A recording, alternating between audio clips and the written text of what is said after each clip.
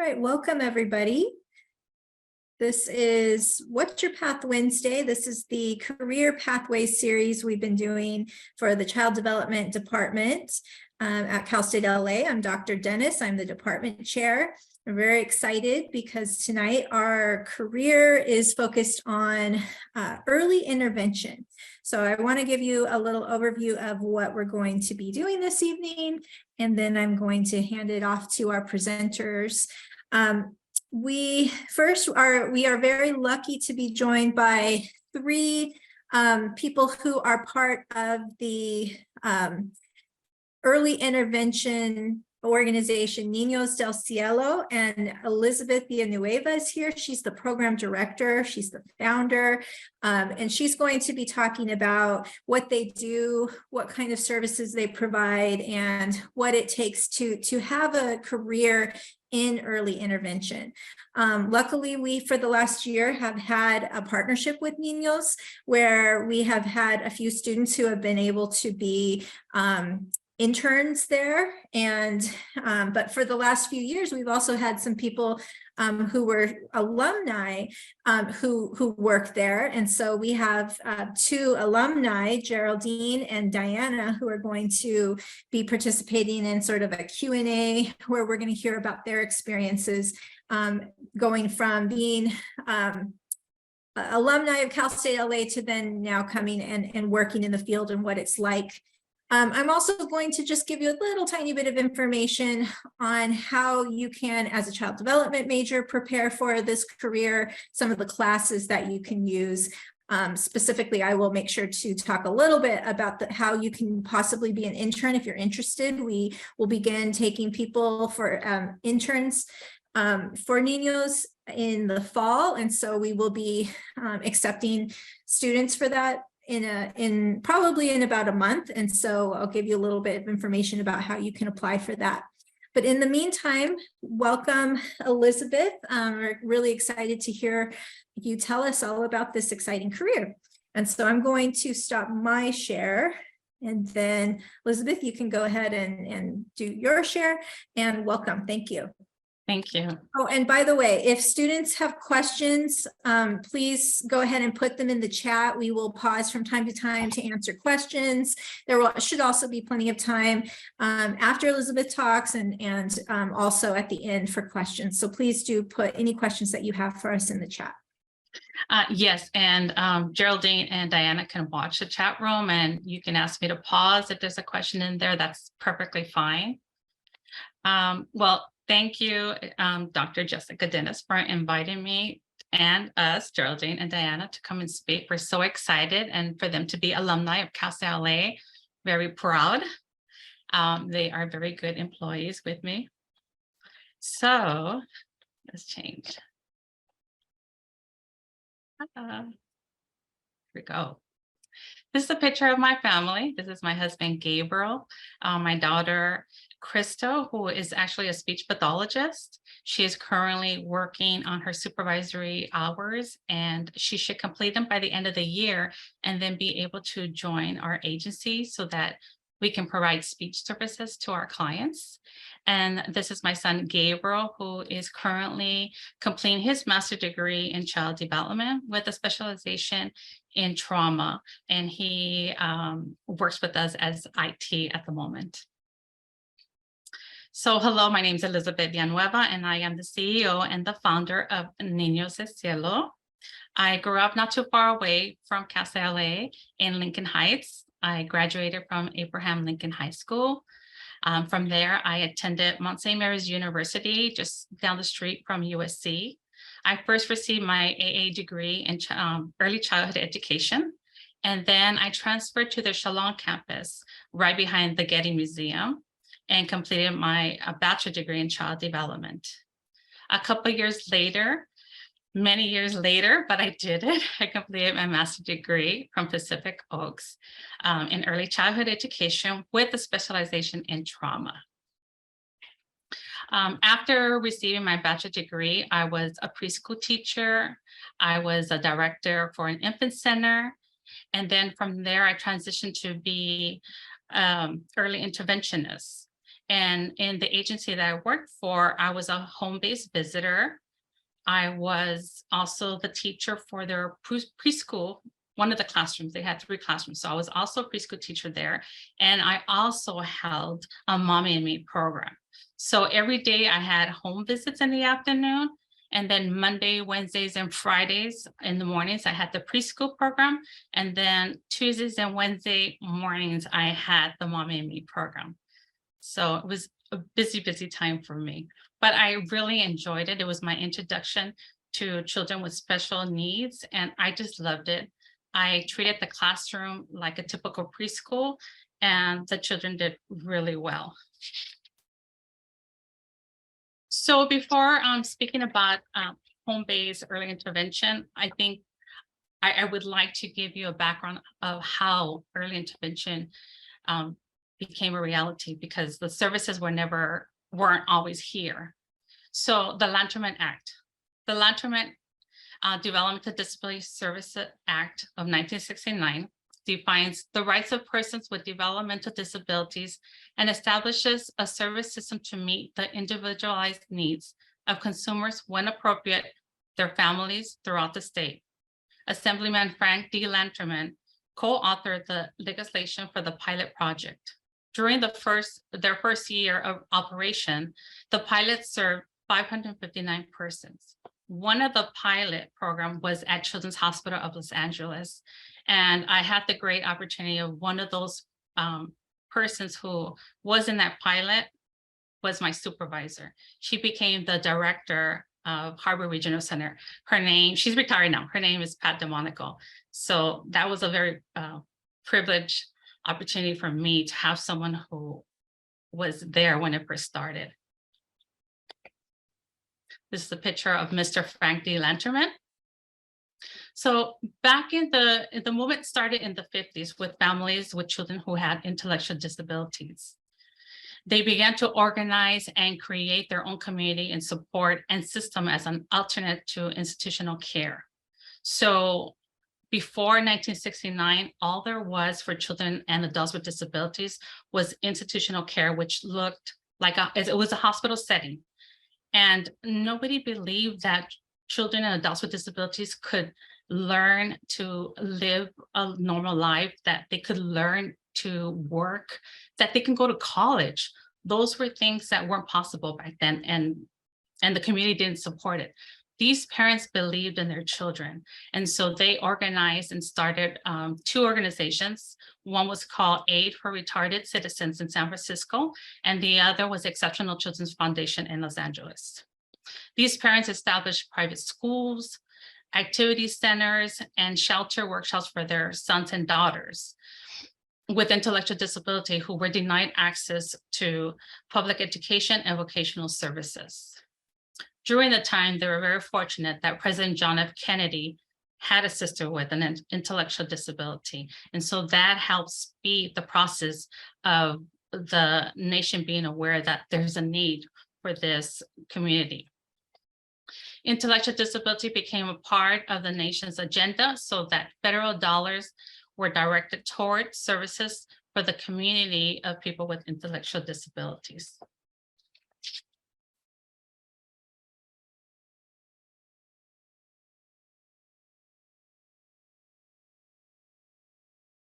Seems to be a pause on my PowerPoint. Let's see, let me go back. You might want to try also putting yourself on, taking off your camera, just sometimes that helps a little bit. Okay, let's see.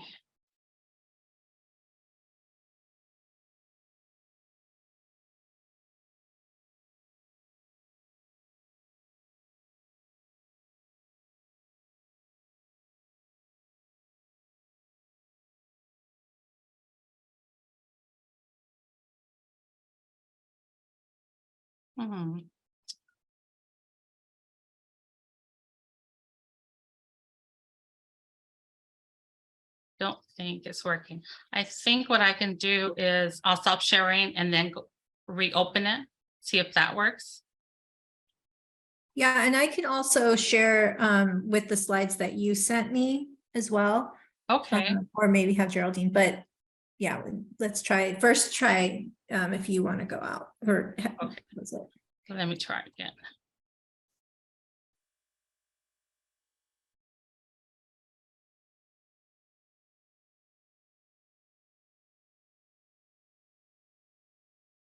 I don't know why it's like, maybe Jessica, you can help me and you can share the slides. Okay, yeah, go ahead and stop your share. And I'm gonna There's share. always IT complications. Let me try this one. Okay. Okay, there we go. Great, thank you. So how does Early Start relate to the Lanterman Act? So the Lanterman Act was enacted in 1969, and then in 1986, the Early Intervention Program for infants and toddlers with disabilities was now a reality under the Individuals with Disability Educational Act. So now there was services for children from birth to 3 years who had a disability. Next slide.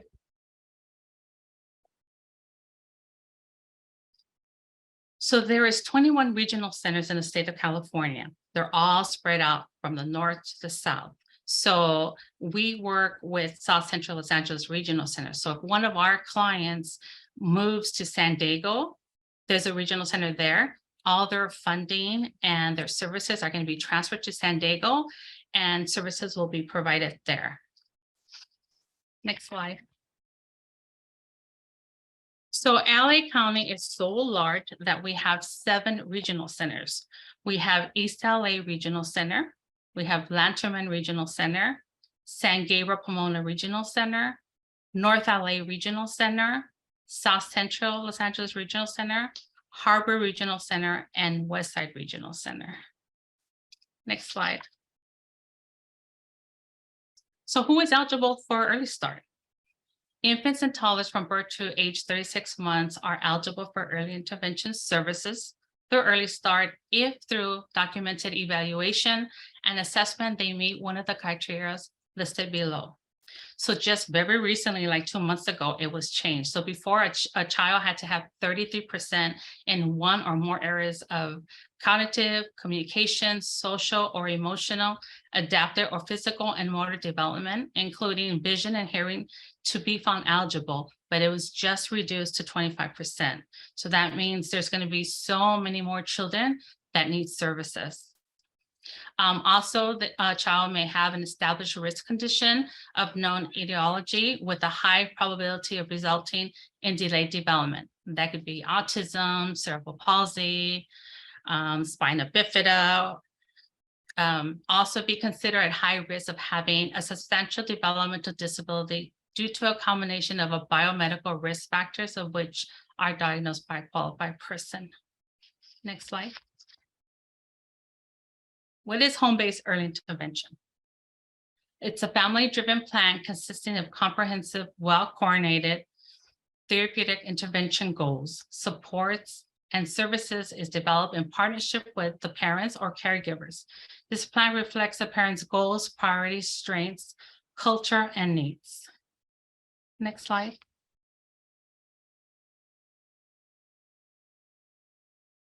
Why is early intervention important? Early childhood intervention programs have been shown to yield benefits in academic achievement, behavior, educational progression and attainment, reduction in delinquency and criminality, and improved labor market success, among other domains.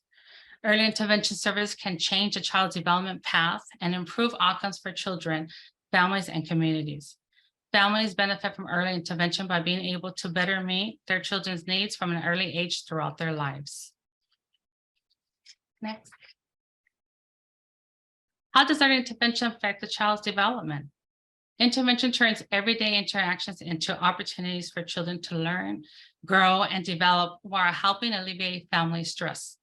Early childhood intervention is important in an open society because it allows children with delays or disabilities to become full and active members of their society. Next. These are three of our babies that we provided services for.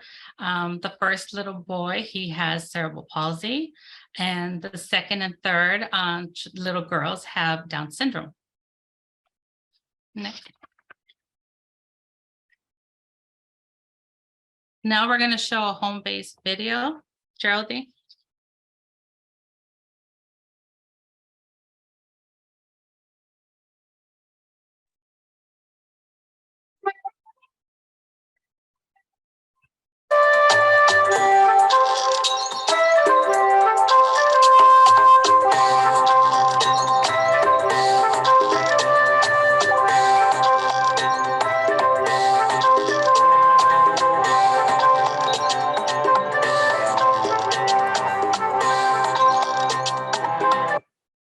The best way to burn fat and get in shape is not keto, paleo, fasting, or vegan, and it's not super intense workouts like CrossFit that you see all the time. That ain't how you lose weight. Cardio burns fat, right?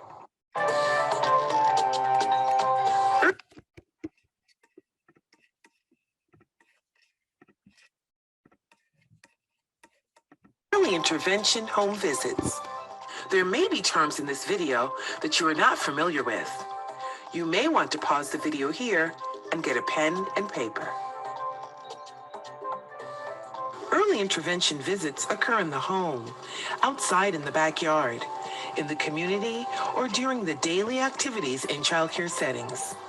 Intervention visits are the times when you, the important adult in the child's life, partner with early interventionists to figure out the best way to help children learn and develop. It is also the time to work on other goals the family wants early intervention to help with. Many families and care providers ask, what do intervention visits look like? What should I expect to happen? This video answers those questions, and the answers are really the same, whether the visit occurs with the family or other care providers. Before we illustrate how intervention visits work, let's explore why visits happen the way they do. What we know is best based on how young children learn. All children, regardless of needs, benefit from services built around their daily routines. Young children are learning all the time. They are learning when they are playing with toys, interacting with others, and even during activities we might not think about, like changing diapers and going on errands. And then let him do the second part. Children learn best when they have opportunities to practice new skills or competencies throughout the week. Children also learn best when they learn where they will be actually using the new skills in the activities of everyday life. Otra vez mi turno. You already provide wonderful learning opportunities. Early intervention does not have to take away these opportunities to be effective. Instead, early intervention works best by helping families and other care providers make the most of the opportunities that are already occurring. Here I hear a flamingo. Intervention visits actually strengthen what's already happening between visits, the typical everyday activities the child participates in, and the ways you help the child learn. With that in mind, let's see what intervention visits look like. Basically, Birth to Three tries to use what they loosely call a parent coaching model, the premise of which is that parents are perfectly capable of stimulating their child's development. Okay, so in most situations, we find this approach, which I'll describe to you, to be the most effective. Parent and clinician work as a team. It may not always be the parent. Sometimes it's a babysitter or the grandparent or the child care provider, whoever's taking care of the child. Parents know their child the best. They spend the most time with them, and they're the most motivated for their success. Let's start with where intervention visits occur. Early intervention visits happen anywhere the child spends time and during the times when you want support in helping the child learn. These times are called routine activities. I was supposed to take 3 hours. While there might be nothing routine about your day, routine activities are whatever the child does during his or her day, including getting dressed or eating. During intervention visits, Strategies to promote the child's development are used within these routine activities. The interventionist does not need to separate the child from what's already happening or ask you to create or use new activities. There does not need to be a time set aside for intervention visits, nor are there exercises or homework that happens outside of your typical schedule. Instead, the suggested ways to help the child learn and develop fit into what's already happening during the day. Because children act different at different times and places, the interventionist will want to make sure that the suggested strategies fit the routine activities as they usually occur. Or the permanent word that you said, it's wonderful. To make sure strategies do fit, the routine activity should look like they do when the interventionist is not there. This means that even if it's later in the evening or early in the morning, intervention visits can occur when the routine activity actually occurs. Even if it's busy, the people who are usually a part of the routine activity should be there because that's the way it's going to happen when the interventionist is not there in between visits. Now, let's talk about what happens during the intervention visit. How you and the interventionist partner to promote child learning and development. Remember, the child is actually learning in between home visits. Intervention visits are not enough for the child to learn.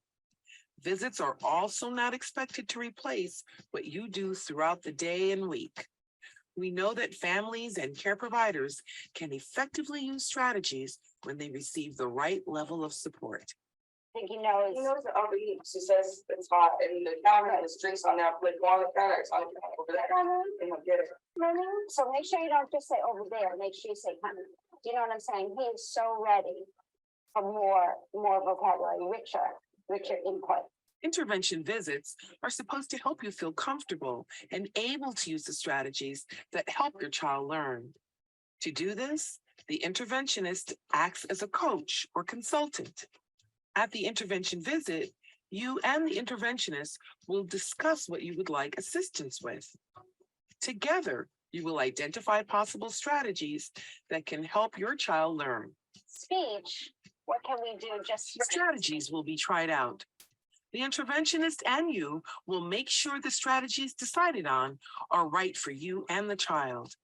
If you don't understand why you're using a certain strategy, ask the interventionist. The more the interventionist knows about what you're thinking, the more he or she can support you.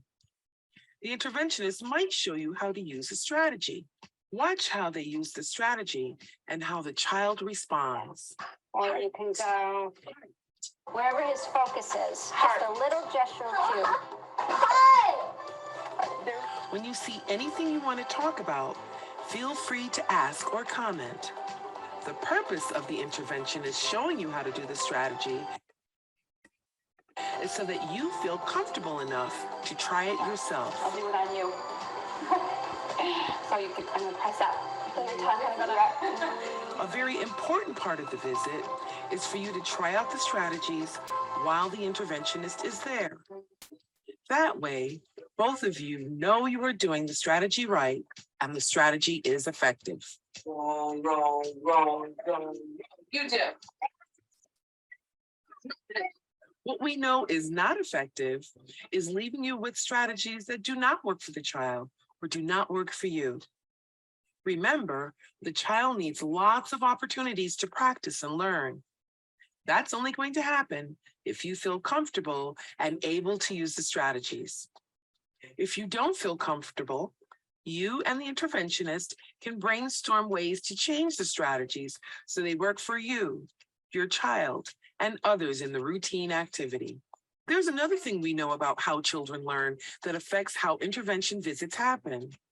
When participating in everyday routine activities, children use all of their developmental domains together to learn and develop.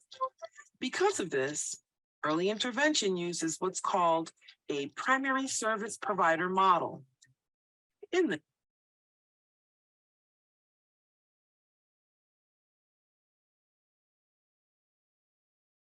Thank you, Geraldine.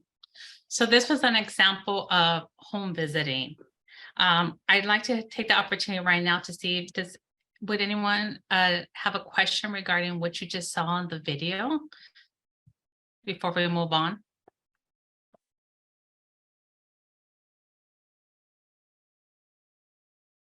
Okay. I So, don't have a question, oh. but I just want to say that I had no idea this was even, I have heard of intervention, but I guess I've never taken the intervention part of it and like seeing the, I guess, behind the scenes. So thank you for sharing that very informative video.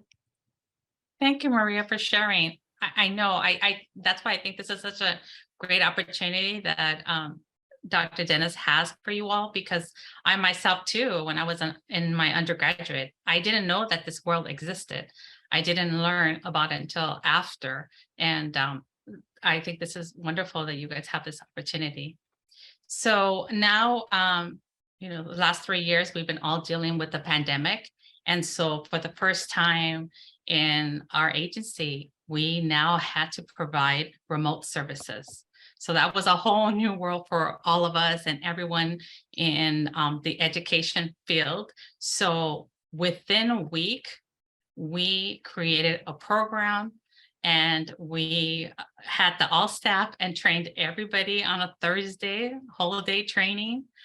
And we started the following week. So on March 17 was the last day we were all in the office. And the next day we went home for the next 18 months and provided remote services, which were very successful.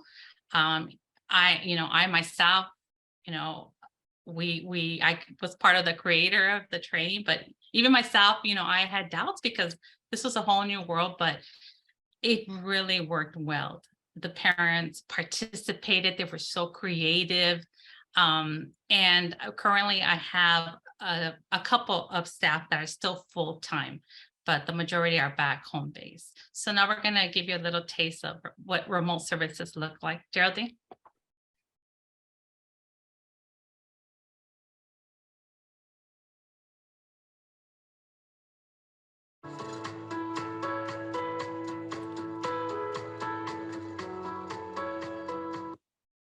Basketball is back.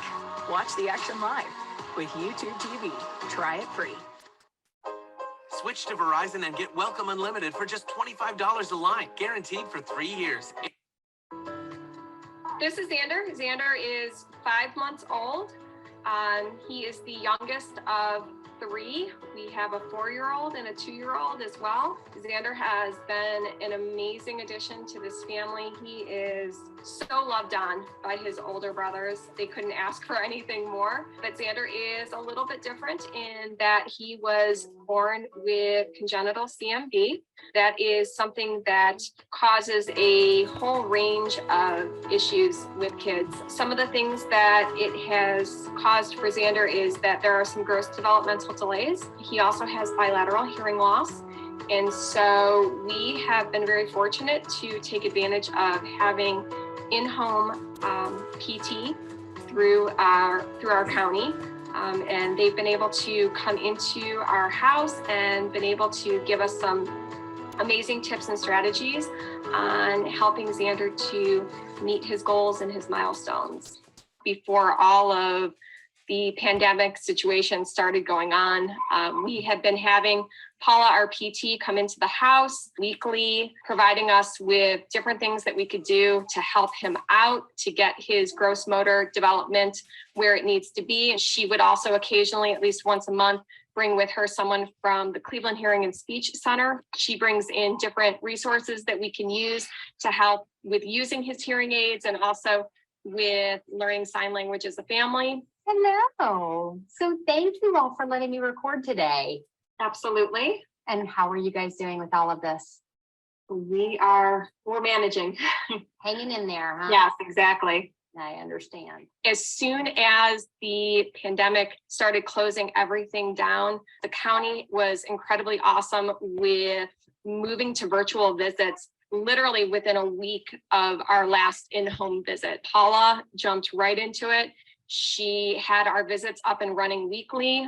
There's also been instances where, his bigger brothers are screaming and you could see him physically react to it, and not in a Positive. positive way. Not in a joyful way. Yeah. Okay. Okay. So now where do you go? How is the follow-up? Right when the pandemic hit, I mean, the day that the schools were closed, that same day, we were getting information from our organization that we were going to switch to virtual visits. It was impressive to me how Cuyahoga DD just jumped on board and went with it to best meet our families' needs. Of course, there are always bumps in the road, but actually now I have 100% of my families doing virtual visits. Since the pandemic has occurred and we've had to switch over to virtual visits, we're still able to take advantage of her expertise. Through the computer, we're able to show her why we're concerned about different things. She's able to watch our technique and give us feedback and pointers about if we should tweak something a little bit. So right now, it's so beneficial to at least still have those services available to us. I prepped like I normally prep for any visit. I reviewed the last note. She had actually sent me a video of him on a new wedge that we had just ordered. So I reviewed that video. I just reviewed like I would normally review for a visit. I just went on my normal routines. So the wedge is a new piece of equipment that Paula was able to order for us. It's been the one piece of equipment that has allowed Xander to be comfortable with tummy time the most. So we have been looking for new ways to use the wedge to help him with his development. So the wedge seems to be working pretty well. Oh, I love the wedge. I actually like the wedge better than the peanut ball. The peanut ball, don't get me wrong, I think is a little bit more difficult for him. I think it might work those muscles a little bit harder. Right. But also he's more resistant to it than he is the wedge. The wedge, he's kind of like, hey, this feels good. I'm on an angle. Good. So You want to see him on the wedge? Yeah, let's do that. do that.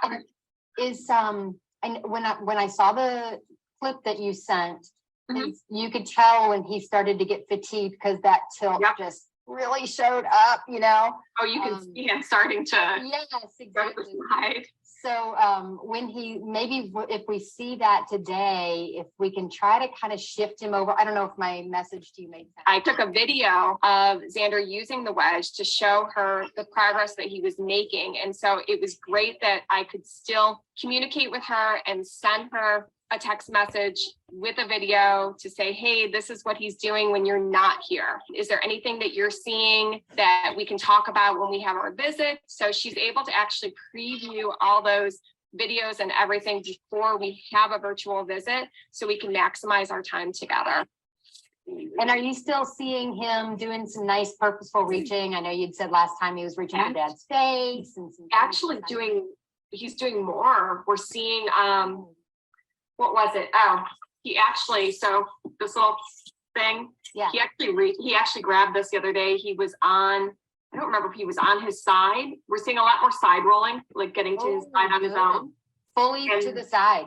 Yeah. So he ended up grabbing this and he had pulled it up to his mouth and everything. Yeah, we've got one of these things too. So I've been having him go on his side and then he likes this side in particular. And then the one that has the buttons too. And he can activate the buttons? Yeah.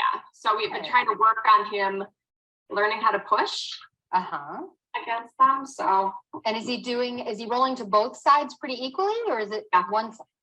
I'm seeing both sides. It's almost like he'll do one and come back to center and then go to another. Okay. Yeah. So if you want to tuck his shoulders just a little bit more underneath, or his elbows, sorry, right underneath. Perfect. Bring you back. Oh, good burn. Very nice. And look at that little hand opening up a little bit, huh? Now let's see if you can. Where'd your binky go? No. Smile. Hi. So if you kind of back your support off just a little bit, let's see if do you think he'll try to reach a little bit for anything in front of him yet, or is that still really tough? We like Yoey. Let's see. You want to up and there he goes. He's You gonna do your side? You gonna? Yeah, Let them- I think there's a little bit of spit up too, so maybe if you want to. Oh, that was just bubbles. Bubbles, okay. Hard to tell on video. I was working with Xander's family with the new wedge, just guiding them through that positioning, where his shoulders, where his elbows should be, and maybe offering a next step. Like, okay, can he reach towards that pacifier a little bit or towards that toy? And if it's too much, that's okay.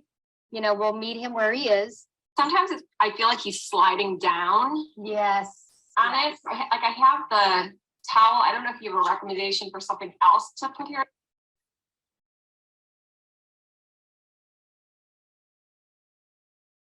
Thank you, Josie. So remote services, this is a good example of how our sessions are provided. During this time, what we did is we provided all our families with a home kit that included crayons, markers, paper for scribbling, stickers, and a bunch of different like art objects to use. And so every 2 weeks, we would provide the families with a new home kit during these 18 months. And so coaching via virtual was new to the families. And of course, they were scared in the beginning. But what this did is that it empowered our families. It empowered the parents to know that, yes, I can do it. I can help my child. I have the early interventionists supporting me. And we just saw beautiful, amazing results during this time. And this is going to go a long way because now the parents know, hey, I can do it. Like, I need to be active for my child. I need to continue for the children who are going to continue in the path of special education.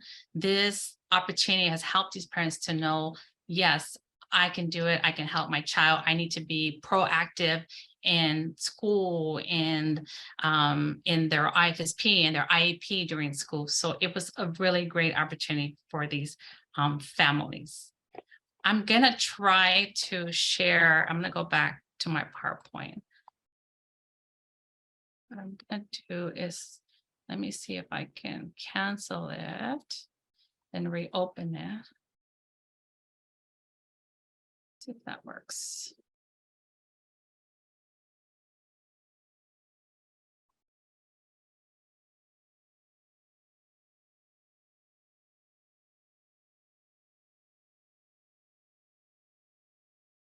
There we go. Forward.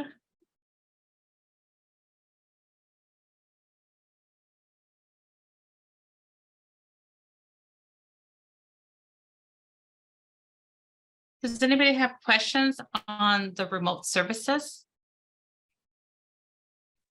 Do you continue to have them now, even after the pandemic? Yes, so it was just enacted into law that for early start, it will remain forever, which is really great because we have medical fragile children. And so this gives the parents an opportunity to choose that they feel it's safer for their child. They don't want, therapists coming into their home because their child is medically fragile.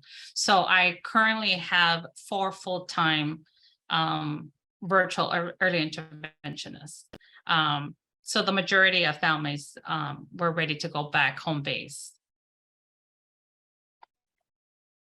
Any other questions? Okay. So who can make a referral for early intervention services? Anyone can make a referral. So now that all of you know about early intervention services, if you have a friend and you realize, oh, their child's 2 years old and they're still not talking, you can make the referral. You can help your friend make the referral, your family member. It doesn't have to be a doctor who does it. So that's really important because sometimes children get missed because unfortunately in the medical field, not all the pediatrics know about these services either. So we see sometimes children that come in at 30 months, 33 months, because unfortunately, the parent was trying to tell their pediatric, like, I think something's wrong, and they got missed. The pediatric usually tells them, oh, don't worry, your child's going to learn to talk, no problem. So unfortunately, we see a lot of children that come in late into the program. So it's so good to get the word out so that, you know, you can help someone in your community not miss out on these services. So once a child gets referred to the local regional center in their catchment area, they'll be evaluated. And if they're found eligible, then there will be provided a social worker who's going to be able to coordinate their services for them.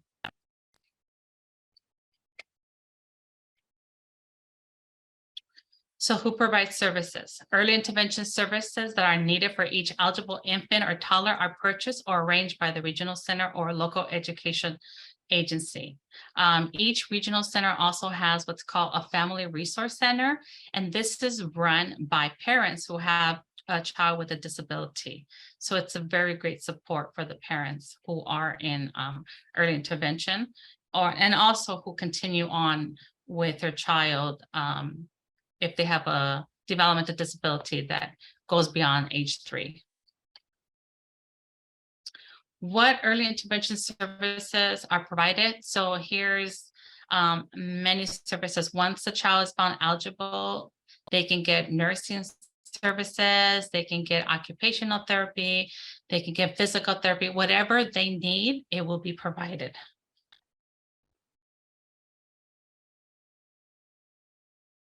How much does it cost? There is no cost for services. When we first started, I was providing services in Palos Verdes. And I always remember sitting down on the floor with the parent and the child, and I had the window looking out at the Pacific coast, at the Pacific Ocean. So you could be, you know, very rich, and the services are free. It's no cost here in California. So now let's discuss about how to become an early interventionist. So we provide 6 weeks of training, which includes reading and learning about clients under your trainer. You will observe your trainer during the home visits. You will learn how to complete the paperwork, which includes the evaluation. You will learn how to evaluate your clients. Our daily emails, scheduling, Zoom sessions. So some of the early interventions might have 1 or 2 permanent Zoom sessions, but then now because remote services we can use it now for all our clients when needed. We also provide it for makeups, and that has really helped out because these children have a lot of doctor's appointments, and so we do have a lot of cancellations. So we're able to provide the remote sessions for our makeup, and so that has really helped for the children not to miss out on their sessions. By the 3rd week, you begin to conduct hands-on sessions with the trainer support. And on the 5th and 6th week, you are now completing paperwork for each client that you are seeing with your trainer.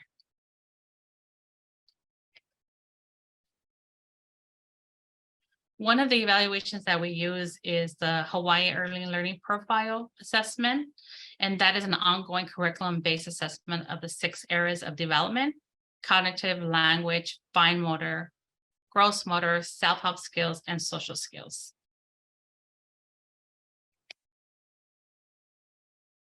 So my relationship with Dr. Dennis came when we reached out and said we would like to have interns. We have a lot of employees that are from Casa LA, and we thought this would be a great experience for interns to learn about us, the job. And so last year we got our first 2 interns, and one of them actually stayed on. She graduated in February and stood on with us and became an early interventionist. The second one also stood on. She doesn't graduate until this year, but she stood on part-time and is working in our editing department. So that was really great. And right now we have 1 intern being in our program. So the intern, they get trained on the HELP evaluation. They complete the mandate reporter certificate. They get to observe in person and Zoom sessions. And they also are able to assist the early interventionists during the sessions. So they really get a hands-on of the job. These are my current supervisors, and they have around 10 early interventions underneath them. And so they are a great support for the early interventionists. And actually, I want to go back. The second young lady to the left, she started with us and she had her bachelor degree, and then she did the master program, and now last year she completed her doctorate, and she is currently working on her hours to get her license as a psychologist. So we're very proud of her, and many of our early interventionists do their master degree during their time with us. So what different departments do we have at Niños del Cielo? So number one, we have our early interventionists. We also have a department that completes the Bailey Scales of Infant and Toddler Development. This is a standardized test, and the evaluators, the majority of them were early interventionists and then received their master degrees and came into this department, transitioned to this department. We have office staff. We have, clerical processing the referrals that we receive from the regional centers, inputting the data. And then we have our supervisors. Our supervisors have bachelor degrees and master degrees, and they were all early interventionists working with niños and then get promoted. We have our intake department, and they go out and meet the family for the first time and complete the intakes and get all the information so that we can know, so for the EI can know how to start working with the family. What are their needs, their concerns? The intake department also, they're all early interventionists and got promoted to the intake department. We have our toy library, which this is where the early interventions come in every 2 weeks, and they change their equipment that they take into the homes. We have our editing department. We have our IT, our interns from Cal State LA. We have our operational analysts, our human resource. I'm the program director, and our CFO, my husband, Gabriel. And last year we completed 20 years. So in April 2nd will be our 21st anniversary. And it's been a pleasure being able to provide services to our community. I started the company because I became very frustrated that I couldn't find Spanish-speaking therapists. So in the early 1990s, it wasn't a concern for agencies to be able to provide services to families in their native language. And I got to see that firsthand.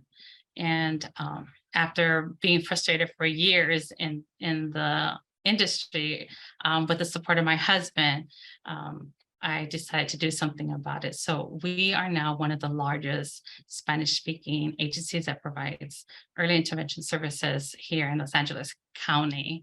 And that is it. Thank you for having me here. Thank you so much. Do we have any questions for Elizabeth? Anybody? It's really amazing all that you do. It looks, I really appreciate the videos. I think it really gave us a good idea of what it is that you do. And I'm excited to talk to Geraldine and Diana in just a moment more about what their experiences have been.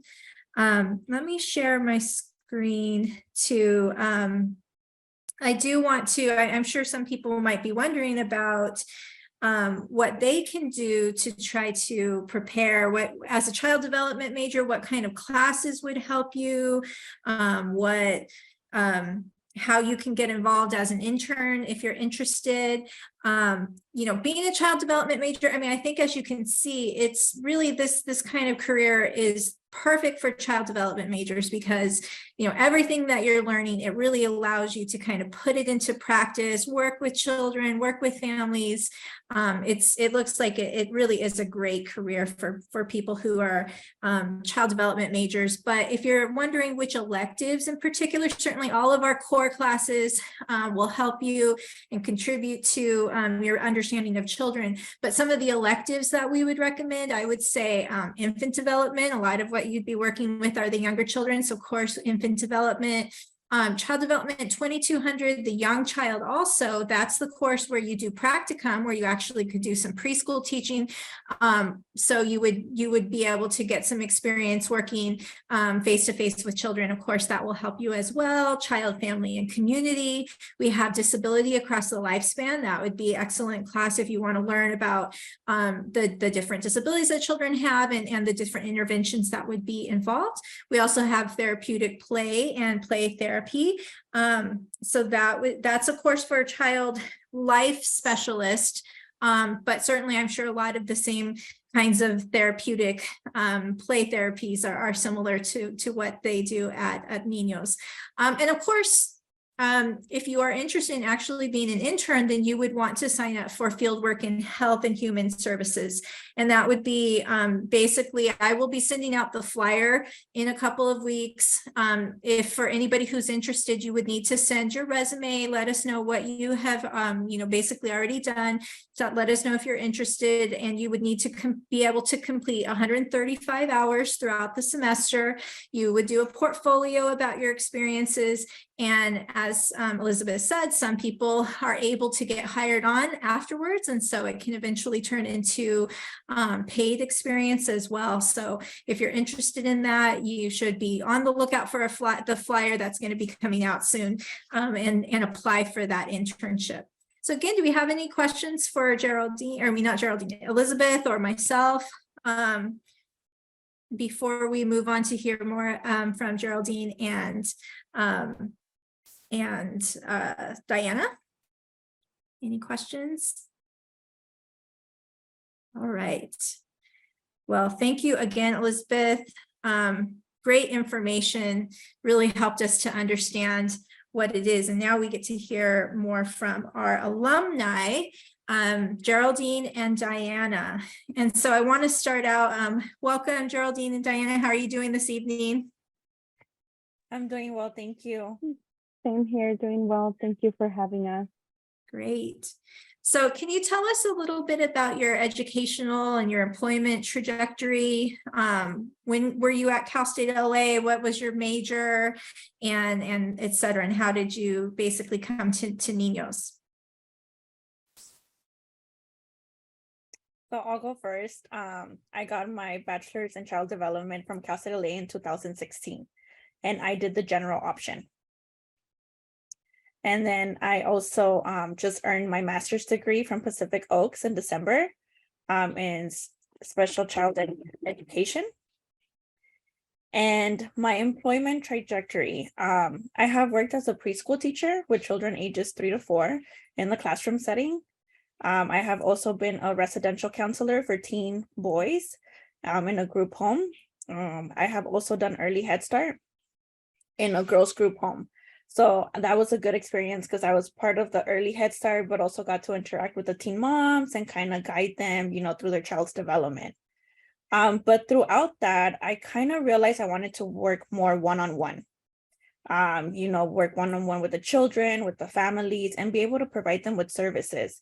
And that's how I came across early intervention in Niños del Cielo. And in August, I would be there 6 years. Thank you. So congratulations on getting your master's. That's very impressive. Good to hear. All right, Diana, how about you? What was your trajectory?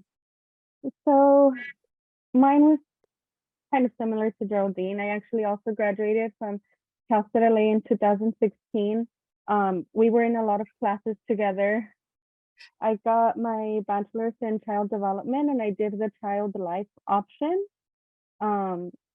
So I know you mentioned earlier that some of the child life classes would help with this career with early intervention. They really do.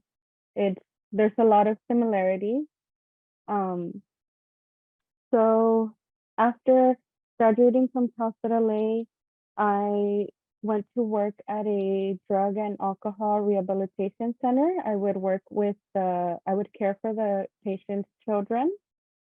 I was there for about a year, and then from there I found an ad on Indeed for Niños del Cielo, and I came to work at Niños del Cielo as an early interventionist. And next month it's going to be 6 years for me as well. And I also got my master's degree in December in early childhood education with a specialization in trauma. Then, yeah, like I said, I have been at Niños del Cielo for 6 years. I started as an early interventionist. From then I went on to be an editor, then assistant supervisor, and now I'm a supervisor. And did you also go to Pacific Oaks? Yes. Okay, great. Well, congratulations to both of you. It sounds like you've had a lot of experience. And so did you do your internship at a hospital when you were doing your undergrad for child life? Yes, I did it at White Memorial. Okay. And you found that the experience of working with children in child life setting was kind of in some ways similar? Yeah, it's pretty similar in the sense that as an early interventionist, we use a lot of play therapy techniques, which is what they do in child life as well. And also with child life, you get to work with a lot of different like families and children that have different diagnoses. And we do that as well with early intervention. Excellent. All right, let me see what my next question is. So, and we got to see from the video a little bit, but what does a typical day look like for somebody in this career? And it might be a little different now that you're supervisors, but when you were early interventionists, especially starting out, maybe you can tell us what is a typical day? We'll start with Diana this time.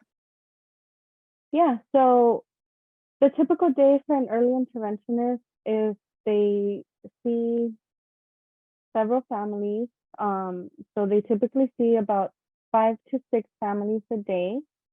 They spend an hour with each family. During that hour, like we saw in the video, they work with the parent or the caregiver and the child to give instructions, a lot of coaching to the parents.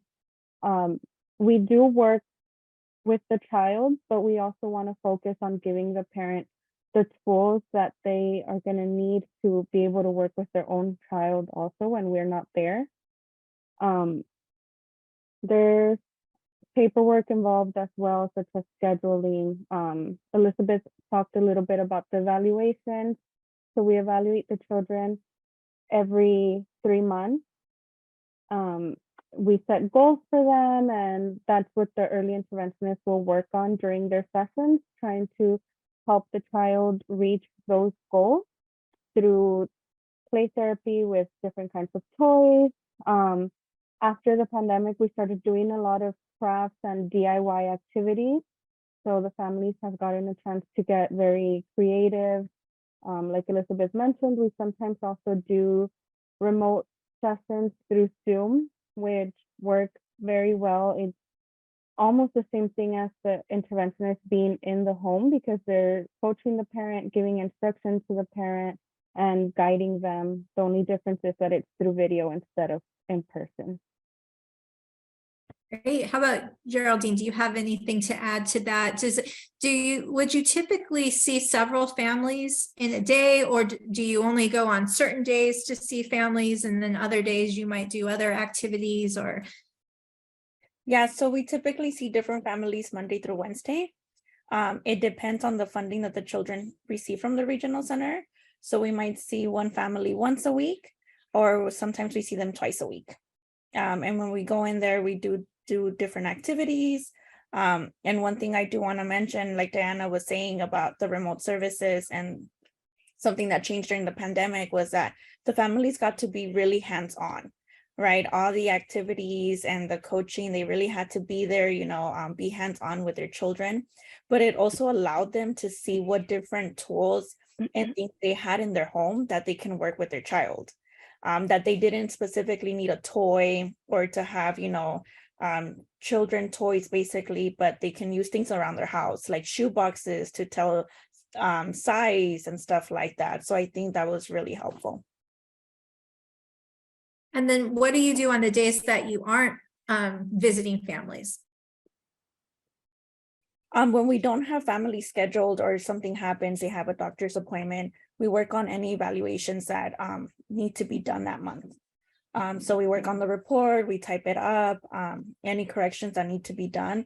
That way we can present it to the families and see where the child is and what new goals we need to work on. And how many families does each early interventionist usually have assigned for them? Either one. It varies. It depending on the funding of the client, because some children are only seen once a week and others are seen twice a week. We go by hours, so some early interventionists might have less clients than others, but it's the same amount of hours. I see. Thank you. All right, let's see. So tell us a little bit about how your fieldwork experience in child development helped prepare you. So it sounds like Diana, you did hospitals, and so you talked a little bit about that. And then Geraldine, did you do the young child, or you probably did practicum in a preschool, a regular preschool? Go ahead and talk about that. I actually did the child life as well under the general option. I see. And so both of you worked in a hospital, and do you feel like the things that you learned working in a hospital, were there any particular techniques you still use, or any information that you still kind of utilize? I think something that really helped me from back when I was doing the hours at the hospital and now is, when I was at the hospital, there would be times where I would interact with parents that were obviously going through a very difficult time because their child is hospitalized. And we experienced that a lot. A lot of the families that we work with, it might be their first child, or even if they have other children, it might be their first child with special needs.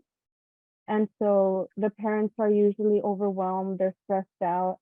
And so I think having that experience before has really helped me to be able to support them and communicate with them now.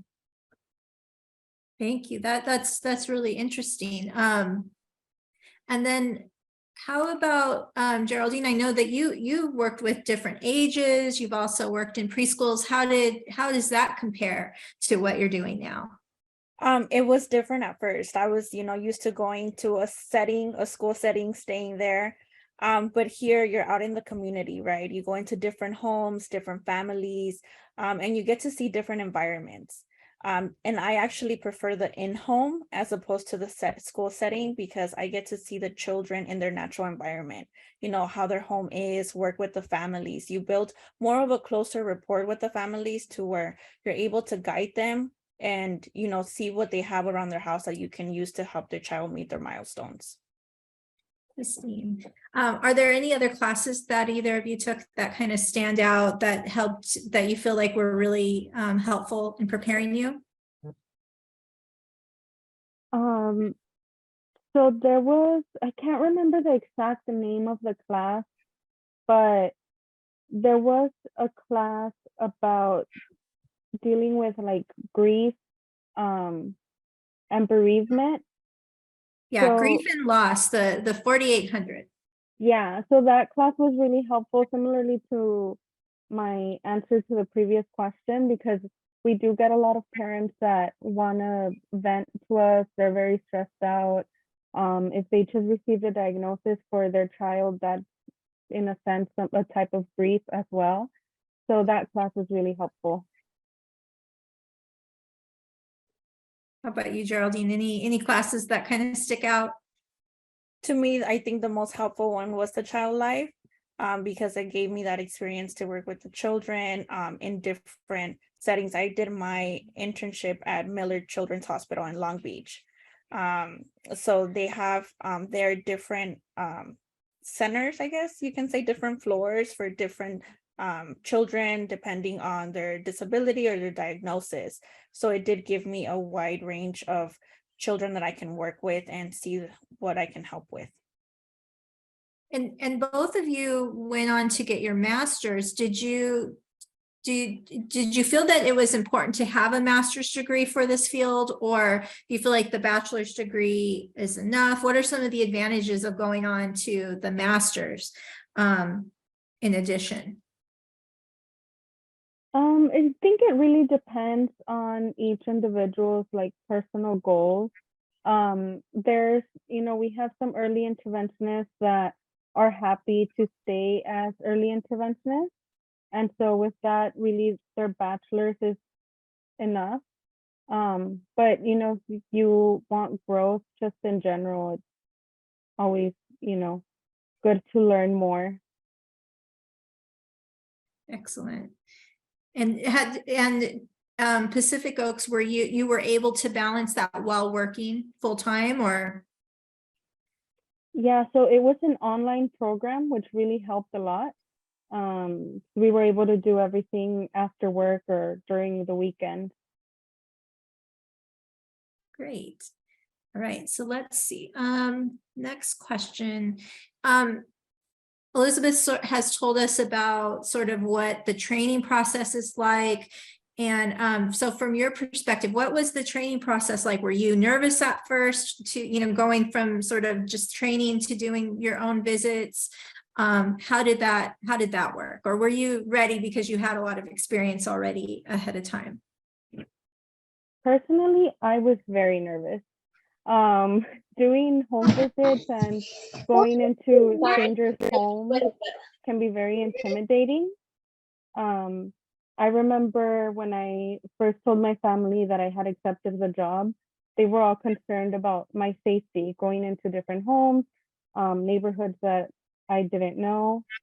But that wore off pretty quickly.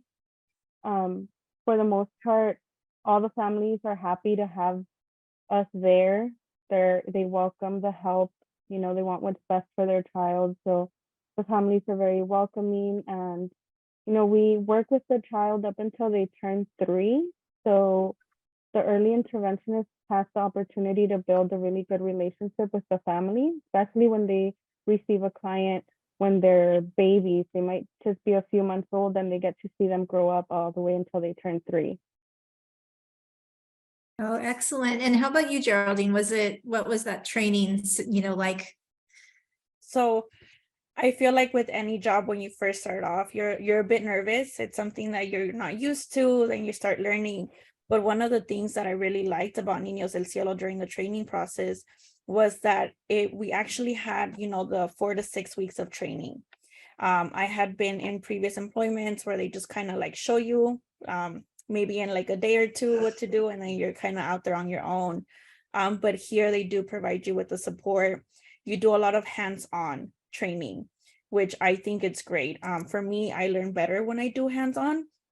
So being able to shadow somebody, see their caseload, see what they do when certain situations come up, maybe like a cancellation, or maybe a family didn't show up, and see how they handled it, really helped throughout the whole training process and equipped me to do the EI work.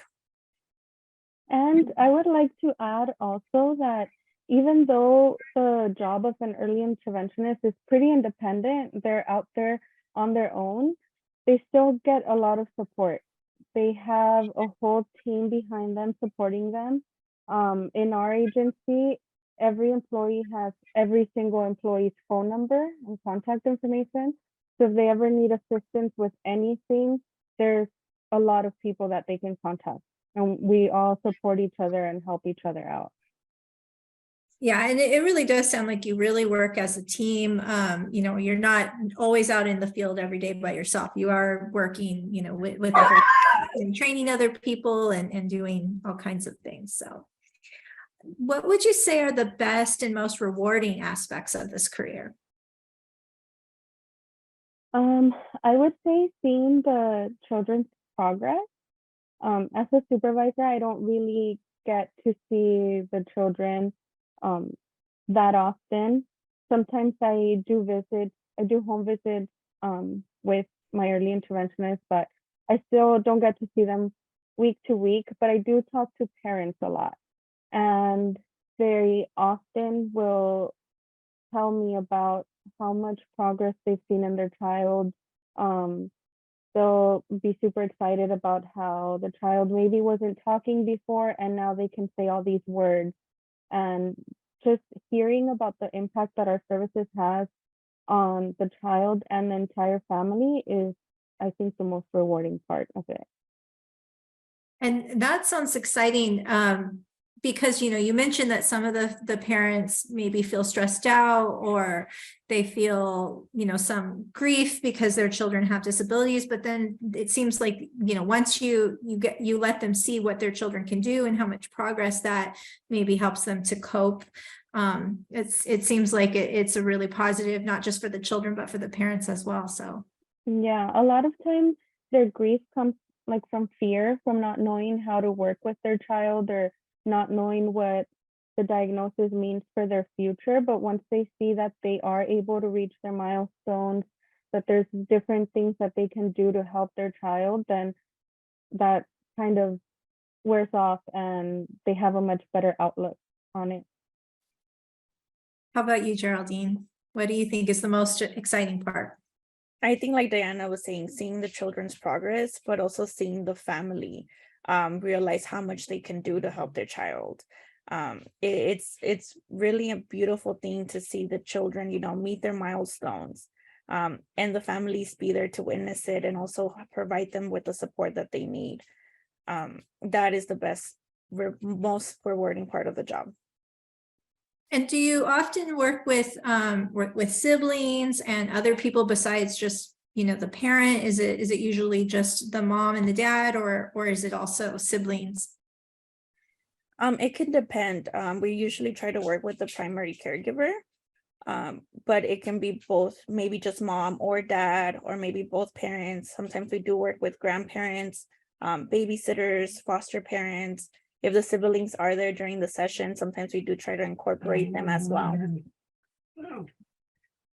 All right, well, so then what would you say are the most challenging parts? We'll start with Geraldine this time. I think one of the most challenging parts is being able to adapt. We do go into different environments, and for example, I used today, it was raining, when we're out on the field. So being able to adapt and know how to use your environment and what you have to work with the families. That would be one of the biggest challenges. How about you, Diana? I would say, you know, maybe not allowing some of the problems that the families are having get to us. I think with any job that deals with working with families and people, it's important to have good self-care, because they are going through a lot of hard situations sometimes. We do have some children that have DCFS cases. We've had families that maybe are transitioning through homelessness, things like that. So it's important not to let it get to you. Have either of you ever had any challenging families where maybe they were resistant, or maybe, you know, the children were particularly difficult to work with? Anything like that? It does happen. Sometimes, I think most often when we see that, it's with the families that have the DCFS cases. Sometimes the parents might be a little bit distrusting of us because they feel that we are part of DCFS and that maybe we're there to report on them. So those families can be a little bit of a struggle to get them to be a little bit more receptive of what we're there to do and to trust us a little bit better. But once they start to understand the services, it usually helps out a lot. That's good to hear. Any challenging families that you've ever dealt with, Geraldine? I have. I have. It does happen. Especially when the families they might also have different services. So maybe they didn't have a good experience with another agency. So when you first come in, they might be a little not so willing to participate in the sessions. But you just have to remember, be patient with them, show them that you're there for them and their child. I think that's the most important thing, to show the families that you're there to support both of them and provide them with the strategies and skills so that they can continue to thrive.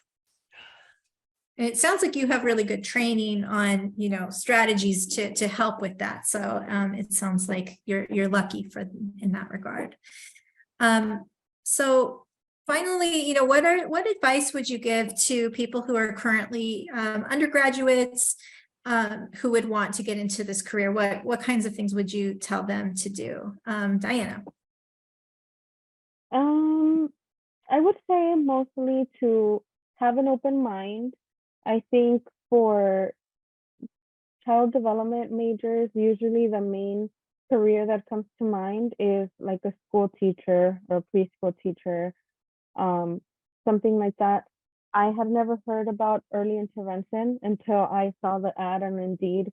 But it's really good experience, even for somebody that isn't thinking about early interventionists like as their lifelong career. But it's a good place to get experience, and that experience will help in any future career within that same field. How about you, Geraldine? I would say, that early intervention is a great way to start your career, just because you get to work with families and different community settings, different environments, and it also exposes you to different career paths. For example, you get to work with, you get to see, the speech therapy, or, get to see that children have additional services like occupational therapy or physical therapy and stuff like that. So it can kind of open your mind to see where do you exactly want to go. Or if you want to be a social worker, it also gives you good experience with that. Thank you so much. I think it's really good advice. And again, it's great that they're hearing about this, but it sounds like if they, no matter what kind of path that they do, whether it's the early childhood path or whether it's and work in preschools or work in child life, that even those can also help with this career. And then this career can also help you with other careers if you want to go back and get your master's in social work or your master's in in therapy or speech pathology. These would be great, this would be great experience for you as well. So, all right, well, thank you so much. Let's see if we have any questions from our audience.